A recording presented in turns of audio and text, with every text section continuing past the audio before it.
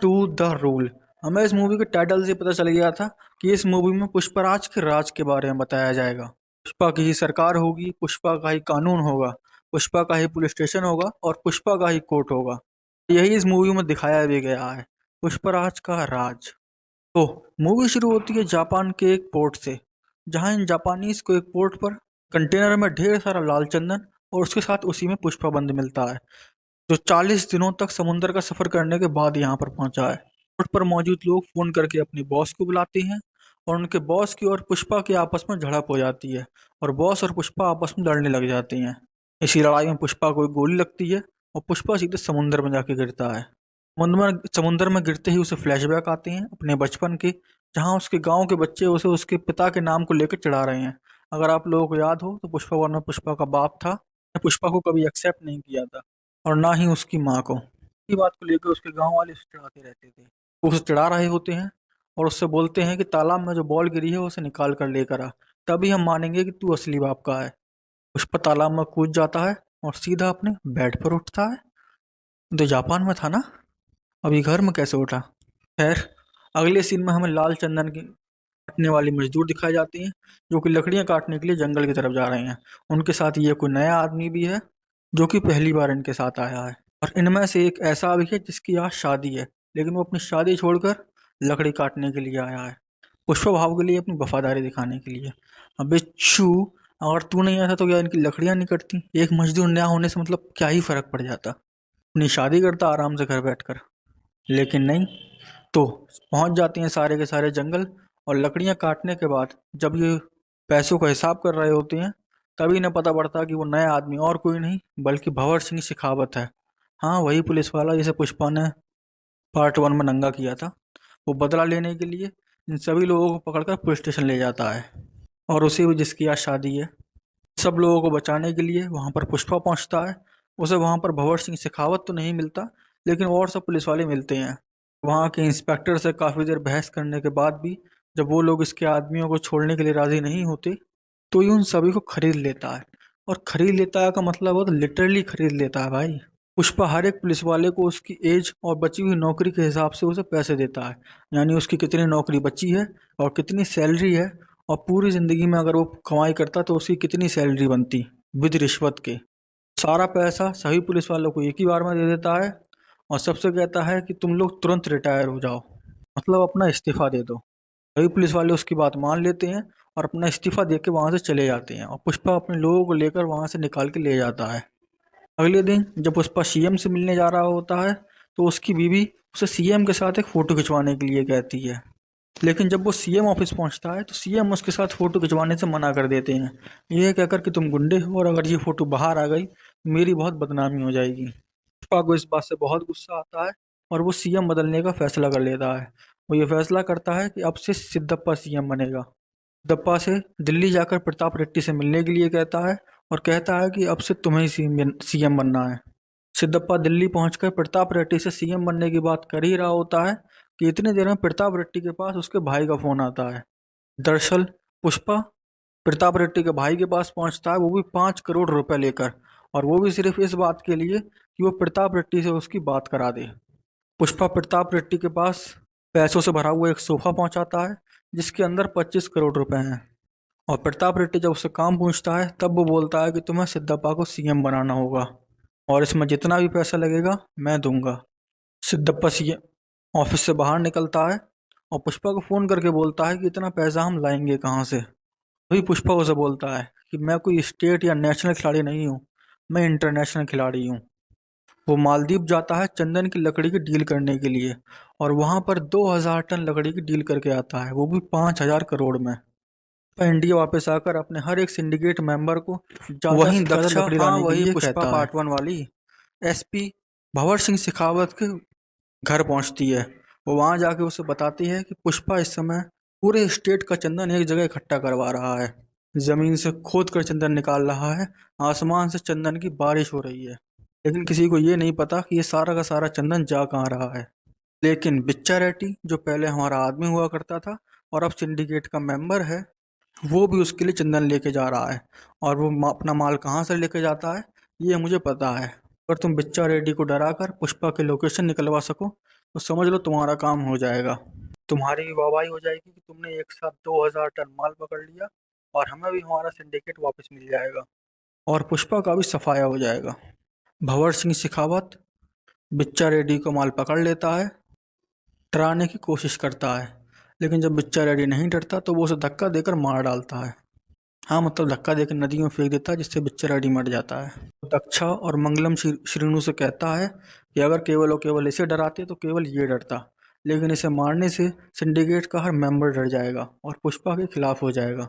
और होता भी ऐसा ही है। बिच्चा रेड्डी के अंतिम संस्कार में जब सिद्धियप्पा आता है तो सारे के सारे सिंडिकेट मेंबर मिलकर से बात करते हैं और कहते हैं कि तुम्हें भंवर सिंह शेखावत और पुष्पा के बीच में सुलह करानी होगी, वरना पुष्पा को सिंडिकेट से हटा दो और वापस से सिंडिकेट का मालिक मंगलम श्रीनू को बना दो। अगले दिन मिनिस्टर भंवर सिंह शेखावत के ऑफिस जाता है उसके और पुष्पा के बीच में सुलह कराने के लिए, और काफ़ी लंबी बातचीत के बाद ये सुलह होती है कि पुष्पा भंवर सिंह शेखावत को सॉरी बोलेगा और सारा का सारा मैटर क्लोज हो जाएगा। पुष्पा के सॉरी बोलने के लिए एक बहुत बड़ी पार्टी का इंतजाम किया जाता है जहां सिंडिकेट के हर एक मेंबर और हर एक पुलिस वाले को बुलाया जाता है ताकि सब पुष्पा को सॉरी बोलते हुए सुन सकें।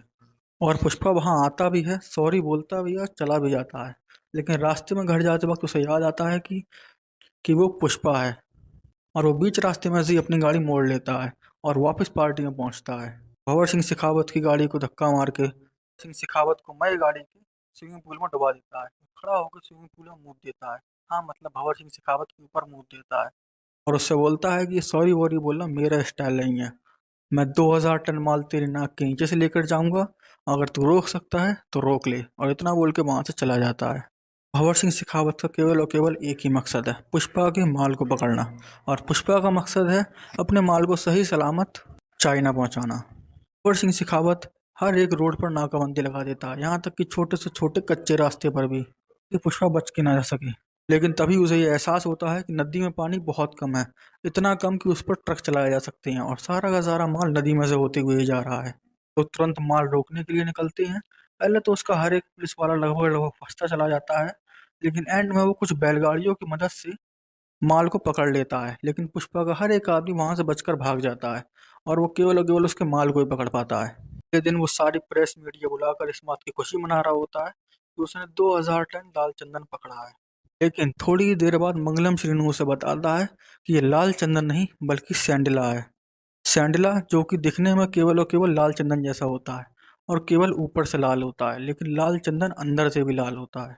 ये सुनकर भंवर सिंह शेखावत के होश उड़ जाते हैं। तभी उसके आदमी उसके पास एक बैलगाड़ी लेकर आते हैं जो कि पूरी लाल चंदन से बनी हुई है, और वो ये बात समझ जाता है कि जिन बैलगाड़ियों की मदद से उसने इन ट्रकों को रोका था वही बैलगाड़ी लाल चंदन से बनी हुई थी और उन्हीं की स्मगलिंग की जा रही थी, जिन्हें पकड़ने में वो फेल हो गया। थोड़ी ही देर में पुष्पा भी वहां से गुजर रहा होता है और उन दोनों की आपस में कुछ देर इशारों वाली कुछ बातें चलती हैं। भंवर सिंह शेखावत पुष्पा से बोलता है कि मैंने कम से कम तुम्हारी एक लाल चंदन से बड़ी बैलगाड़ी तो पकड़ ही ली, यानी कि देखा जाए तो वो फिर भी जीत गया। लेकिन तभी उस बैलगाड़ी में लगा बम फट जाता है और वो पूरा का पूरा लाल चंदन राख बन जाता है। अगले दिन इन लोगों के शहर में काली माँ का एक त्योहार मनाया जा रहा होता है, जहाँ पुष्पा भी अपने परिवार के साथ काली माँ के मंदिर जाता है, जहाँ उसका बड़ा भाई मुल्लेटी मोहन उसकी बहुत ज़्यादा बेइज्जती करता है खानदान के नाम और परिवार को लेकर। तुम तो नाजायज़ हो, तुम्हारे पास तो खानदान का नाम तक नहीं है।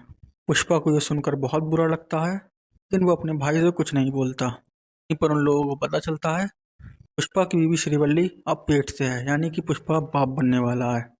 ये सुनकर पुष्पा काली माँ का रूप रखकर काली माँ की मूर्ति के सामने नाचने लग जाता है, और जब श्रीवल्ली उससे ऐसा करने का रीज़न पूछती है तब वो बताता है कि अगर काली माँ की मूर्ति के सामने कोई काली माँ का रूप रखकर नाचे तो उसकी हर मनोकामना पूरी हो जाती है, और मेरी मनोकामना ये है कि मुझे बेटी ही हो, क्योंकि अगर मुझे बेटा होगा तो मैं उसे खानदान का नाम नहीं दे पाऊंगा।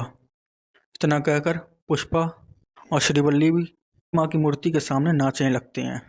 लेकिन वहां पर कुछ गुंडे पुष्पा की भतीजी यानी पुष्पा के भाई की बेटी को छेड़ने लग जाते हैं और उसके साथ बदतमीजी करने की कोशिश करते हैं।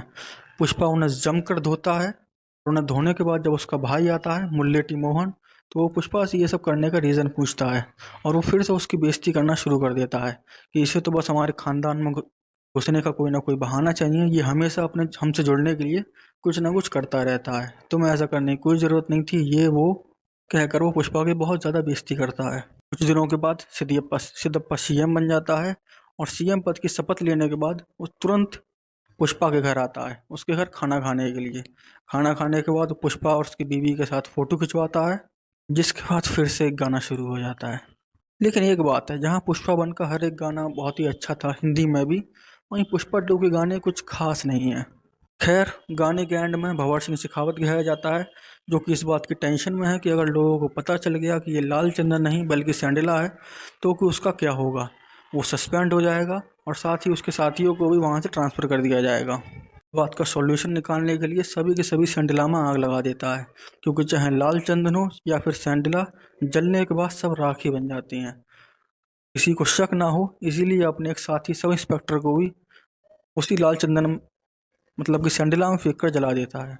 अगले दिन पुष्पा की भाभी यानी कि मुल्लेठी मोहन की पत्नी पुष्पा के घर आती है, उसे ये बताने के लिए कि कुछ लोगों ने पुष्पा की भतीजी को किडनैप कर लिया है और ये वही लोग हैं जो उस दिन काली माँ की पूजा में आए थे। लोगों की डिमांड है कि अगर 2 घंटे में 2 करोड़ रुपए नहीं मिले तो वो लोग उसे नहीं छोड़ेंगे। ये सुनकर पुष्पा अपनी बंदूक निकालता है और सीधा जाता है न्यूज़ चैनल की तरफ। वहाँ जाकर लाइव न्यूज़ पर यह अनाउंस करता है कि जिन लोगों ने उसकी भतीजे को किडनैप किया है, अगर उसे 1 घंटे में वापस नहीं पहुँचाया तो वो सबको काट डालेगा। पूरे के पूरे ज़िले के एग्ज़िट और एंट्री पर बैन लगा देता है और हर एक चेक पॉइंट पर अपने आदमियों से तलाशी करने के लिए कहता है। अगले ही पल प्रताप रेड्डी भी हैदराबाद पहुंचता है, वहाँ के सीएम सिद्धप्पा से मिलने के लिए। सिद्धप्पा से मिलकर उसे बताता है कि जिन लोगों ने पुष्पा के भतीजे को उठाया है वो कोई गुंडे नहीं बल्कि मेरे भाई का बेटा यानी कि मेरा भतीजा है। हमारे खानदान की एक बिगड़ी हुई औलाद है, पूरा पूरा दिन जुआ खेलता रहता है और लड़कियों के कैरेक्टर में थोड़ा सा ढीला है। उनकर सिद्धप्पा पुष्पा को फ़ोन करता है और उससे ये रिक्वेस्ट करता है कि वो प्रताप रेड्डी के भतीजे को ना मारे। लेकिन पुष्पा को कहाँ इन सबसे फ़र्क पड़ने वाला है। प्रताप रेड्डी के सामने ये बोल देता है कि अगर उसके भतीजे को कुछ भी हुआ तो वो प्रताप रेड्डी के भतीजे को मार डालेगा।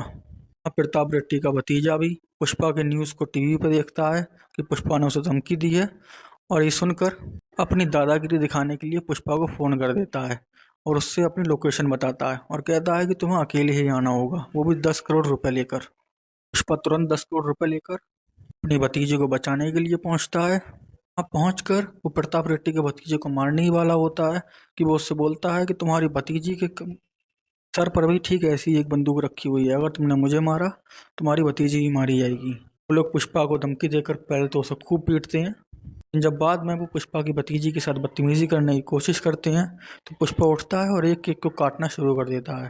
वो प्रताप रेड्डी के भतीजे को मारने जाता है तो पुष्पा के लोग उसे रोकने की बहुत कोशिश करते हैं, लेकिन वो किसी की नहीं सुनता और प्रताप रेड्डी के भतीजे को मार डालता है। अगले ही दिन हमें पता चलता है कि प्रताप रेड्डी का भतीजा ही नहीं बल्कि उसका भाई भी मारा गया। दरअसल उसका भाई वहाँ पर अपने बेटे को बचाने के लिए गया था, लेकिन वो भी पुष्पा के हाथों मारा गया और प्रताप रेड्डी का भतीजा और उसका भाई दोनों ही मारे गए हैं। कुछ दिन बाद पुष्पा का भाई मुल्लेठी मोहन पुष्पा के घर जाता है अपनी बेटी की शादी का कार्ड देने के लिए, लेकिन पुष्पा उससे मिलने के लिए भी नीचे नहीं उतर गया था। उसके जाने के बाद श्रीवल्ली पुष्पा को बताती है कि देखो ये कार्ड माँ के नाम से छपे हुए हैं और इस पर तुम्हारा और मेरा नाम भी लिखा हुआ है, मुल्लेठी पुष्पराज।